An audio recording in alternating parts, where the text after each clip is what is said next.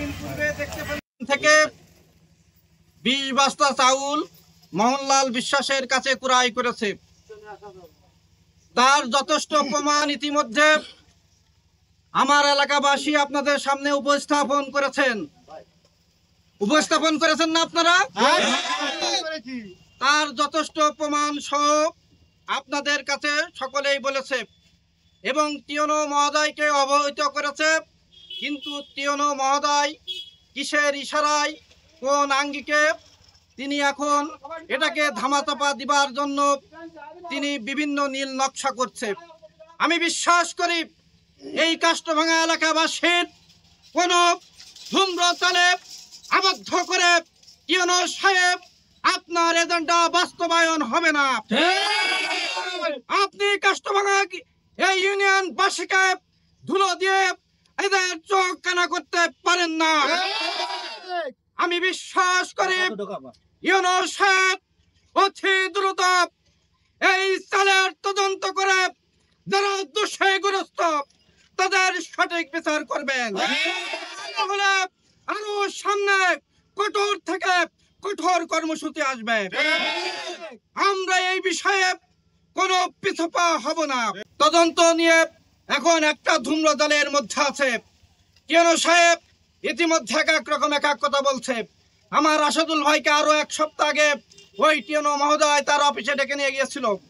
ডেকে নিয়ে যেয়ে বলেছে আগামী 2-4 দিনের মধ্যেই এখানে তদন্ত হবে। কিন্তু আমরা কি দেখতে পাচ্ছি, গত পরশুদিন আপনার ইউনিয়ন কাউন্সিলের সচিব আসাদুল ভাইকে বলেছে যে আপনি সহ আরো 2 থেকে 3 জন আসেন। এসিলান সাহেবের কাছে তদন্ত দিয়েছে। এসিলান সাহেব নাকি তাকে ডাকছে 3 জনের।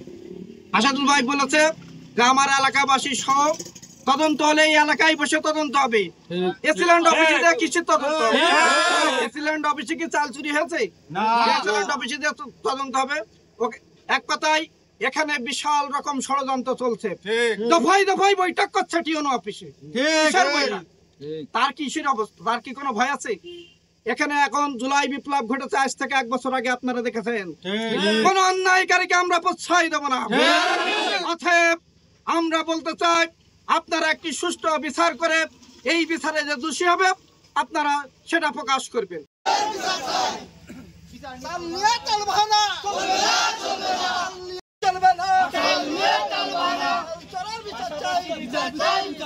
বর্তমানে এই ইউনিয়নে বিরাজ করছে একটি প্যানেল চেয়ারম্যান।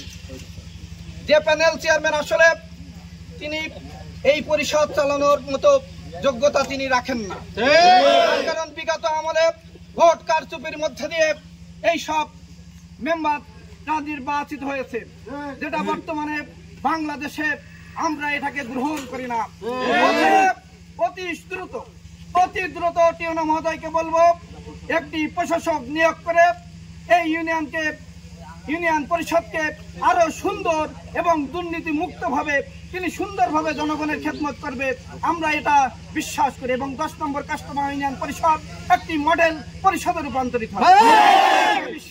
আমরা এই কাস্টমার ইউনিয়নবাসীর পক্ষ থেকে আপনাদেরকে আমরা এটা নিয়ে বিভিন্ন রকম ষড়যন্ত্রে লিপ্ত হয়, আমি মনে করবো টিওনো সাহেব একটি ভুল পদক্ষেপ নিচ্ছেন। তিনি একটি শিক্ষিত, তিনি এই কালীগঞ্জ উপজেলাকে একটি মডেল উপজেলায় রূপান্তরিত করবে, এখানে চাল চোর হবে, এটা তো আসলে আমাদের সকলের কাম্য না।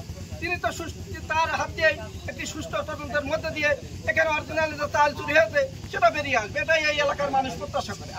এটা সম্পূর্ণভাবে নাই হয়, সরকার এই চাল দিয়েছে কিনা আসলে সেটাও তদন্ত হবে। এবং টিওনো মহোদয়ের অনেকের কাছে ফোন যাচ্ছে যে আমার ক্ষমা, আসলে কি আমরা ক্ষমা করার মালিক? এটা যদি ক্ষমা হয়ে যায় তাহলে কিন্তু এই এলাকার মানুষ এই চাল চোরের যদি বিচার না পায় তাহলে এলাকার মানুষই আসলে দোষী প্রমাণিত হয়ে যাবে, যে এই এলাকার মানুষ মোহনলাল বিশ্বাসকে বা এই চাল চোরের সাথে যারা জড়িত তাদেরকে অন্যায় ভাবে দোষারোপ করতে। ইউনো স্যার তাৎক্ষণিক উনি ওখানে একটা তদন্ত কমিটি গঠন করে দিচ্ছে। আমাদের 16 জনের অভিযোগের ভিত্তিতে তদন্ত কমিটি এসিল্যান্ড স্যারের প্রধান করে ওখানে আইসিটি অফিসার, ফুড অফিসার তাদের নিয়ে সমন্বয়ে 4 জনের তদন্ত কমিটি করছে। কিন্তু এই তদন্তটা শুরু হওয়ার কথা ঈদের পরে, প্রথম কার্য দিবস কিংবা দ্বিতীয় কার্য দিবসের যেদিন শুরু হবে সেদিন থেকে, কিন্তু এখনো পর্যন্ত তদন্ত শুরু হয়নি। এখানে আসলে শস্যের ভূতের ভূত আছে কিনা সেটা আমাদের দেখার বিষয়। সেই অনুসারে আসলে এটা কি ধামাচাপা দেওয়ার চেষ্টা করছে? ধামাচাপা দিয়ে এখানে যারা অপরাধী তাদের বাঁচিয়ে কি আরো হচ্ছে এর থেকে বড় কিছু করার সুযোগ দিচ্ছে কিনা সেটা আমাদের জানার দরকার এখানে। কিন্তু আসলে যদি এইভাবে যদি আসলে এদের প্রশ্রয় দেয়, এর পরবর্তীতে চাল চুরি করছে, এরপর পরবর্তীতে হলো যাতে কারো কারো বাড়ি উদ্ধার এসে তারা চুরি করে নিয়ে চলে যাচ্ছে। আমরা আসলে এরকম কোনো চোর কিংবা এরকম কোনো দুর্নীতিগ্রস্ত লোক আমাদের ইউনিয়নে চাই না। আমাদের ইউনিয়নে কি শান্তিপূর্ণ ইউনিয়ন, আমরা সবাই চাই শান্তিপূর্ণ ভাবে বসবাস করার